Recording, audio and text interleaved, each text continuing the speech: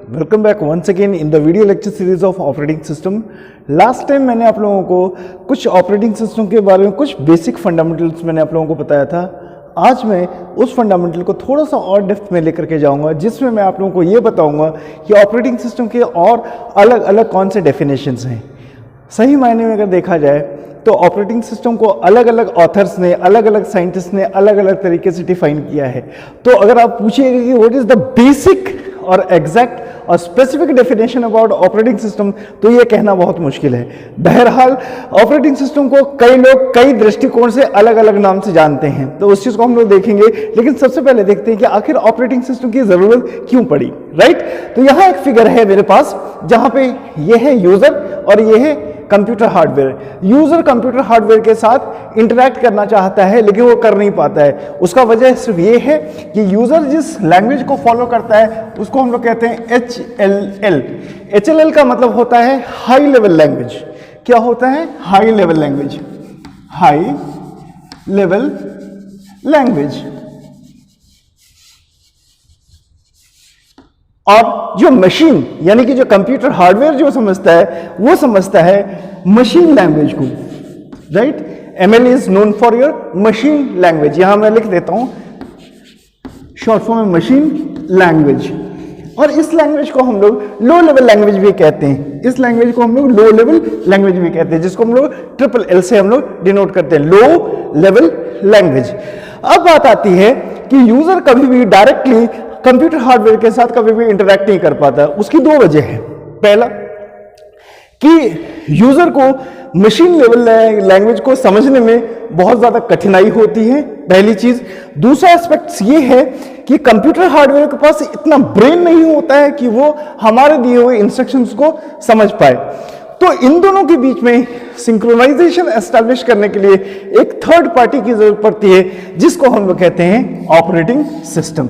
This is known as operating system.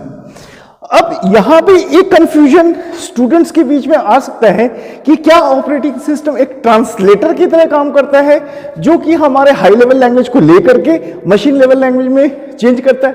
ऐसा नहीं है। मैं इसको आगे जब मैं ऑपरेटिंग सिस्टम के बारे में जब मैं डेफिनेशंस जब मैं बताऊंगा, तो ये बताऊंगा कि ये ऑपरेटिंग सिस्टम आपका ट्रांसलेटर नहीं है, it is a manager and sometimes it is also known as government। अब होता क्या है कि यूजर का इंस्ट्रक्शन, यूजर जो भी इंस्ट्रक्शन होता है वो अलग अलग एप्लीकेशन प्रोग्राम के माध्यम से ऑपरेटिंग सिस्टम तक पहुंचता है, राइट। और operating system according to user demand उस यूजर के इंस्ट्रक्शन को डिकोड करता है और कहां भेजता है? सिस्टम सॉफ्टवेयर के through, right. System software basically दो तरीके के होते हैं। एक होता है कंपाइलर, दूसरा होता है इंटरप्रेटर, और तीसरा होता है असेंबलर, राइट। तो ऑपरेटिंग सिस्टम इस ट्रांसलेटर्स के मदद से यूजर की इंस्ट्रक्शंस को डिकोड करके कंप्यूटर हार्डवेयर तक पहुंचाता है। हां, प्रोसेसिंग जो होता है हमेशा कंप्यूटर हार्डवेयर में होता है, करेक्ट। प्रोसेसिंग जो होता है वो हमेशा कंप्यूटर हार्डवेयर में होता है, और रिजल्ट दोबारा कहां स्टोर होता है? कंप्यूटर हार्डवेयर में ही होता है। और वहां से जो आउटपुट यूजर को भेजना होता है वो अगेन ऑपरेटिंग सिस्टम के माध्यम से हमें यूजर तक पहुंचता है। यानी कि नटशेल में अगर कहा जाए तो यूजर और कंप्यूटर हार्डवेयर के बीच में पहला जो इमीडिएट जो ब्रिज होता है, उस ब्रिज को हम लोग कहते हैं ऑपरेटिंग सिस्टम। जैसे कि मैंने बताया था कि अलग अलग ऑथर्स ऑपरेटिंग सिस्टम को अलग अलग तरीके से डिफाइन करते हैं।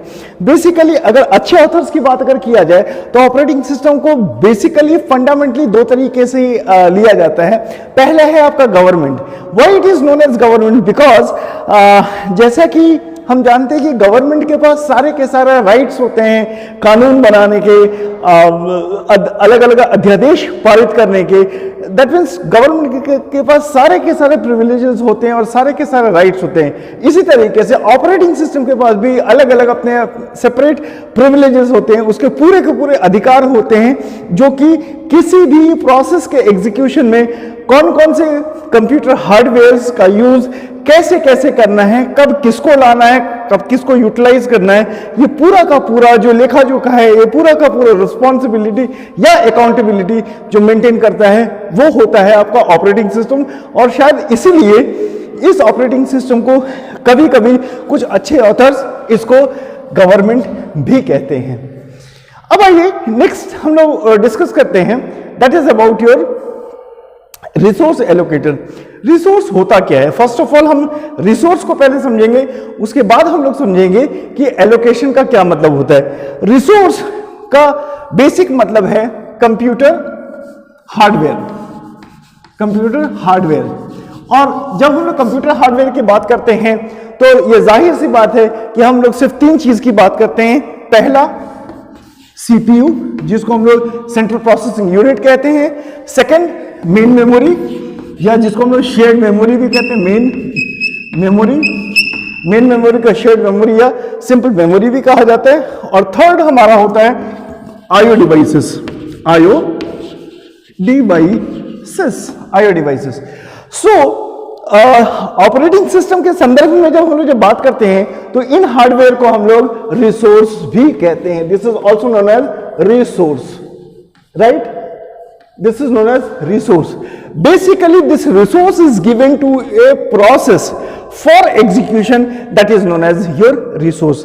अब बात आती है कि प्रोसेस क्या है, प्रोग्राम्स क्या होते हैं। तो मैंने आप लोगों को लास्ट वीडियो में मैंने बताया था कि जब मैं आप लोगों को प्रोसेस मॉडल, प्रोसेस मैनेजमेंट के बारे में जब मैं आप लोगों को जब बताऊंगा तो यही सारी की सारी चीजें बहुत विस्तार पूर्वक मैं बताऊंगा। इंस्ट्रक्शन क्या होता है, डेटा क्या होता है, प्रोग्राम क्या होता है, प्रोसेस क्या होता है और बहुत सारी चीजें। सो यहां पे आप ये देखिए कि किसी भी प्रोग्राम के एग्जीक्यूशन के कराने के समय इन रिसोर्सेज की जरूरत पड़ती है। अब बात यह होती है कि सारे रिसोर्सेज की जरूरत ऑपरेटिंग सिस्टम को एक बार नहीं होती है, राइट? हम ये आगे चल करके देखेंगे। इसका एक मैं छोटा सा उदाहरण देता हूं कि किसी भी प्रोसेस एग्जीक्यूशन में, प्रोसेस के एग्जीक्यूशन में दो चीजों का होना बहुत जरूरी है। पहला है आपका सीपीयू और दूसरा है आपका आईओ, राइट? ये आप याद रखिएगा क्योंकि इसी के बेस पे मैं आप लोगों को और आगे लेकर के चलूंगा, जो कि मैं डेप्थ में लेके चलूंगा। कोई भी प्रोसेस का एग्जीक्यूशन विदाउट सीपीयू या विदाउट आईओ दोनों के संबंध के बिना अधूरा है, राइट? तो किसी भी प्रोसेस का एग्जीक्यूशन अगर होता है तो इसमें हमें रिसोर्स लगता है। और रिसोर्स मेनली कितने तरीके से होते हैं? तीन तरीके से होते हैं। अगर आप लोगों को अगर ये वीडियो अगर अच्छा लगेगा तो प्लीज कमेंट कीजिएगा, लाइक कीजिएगा, शेयर कीजिएगा और प्लीज सब्सक्राइब कीजिएगा, ठीक है? चलते हैं आगे। So these are known as resource.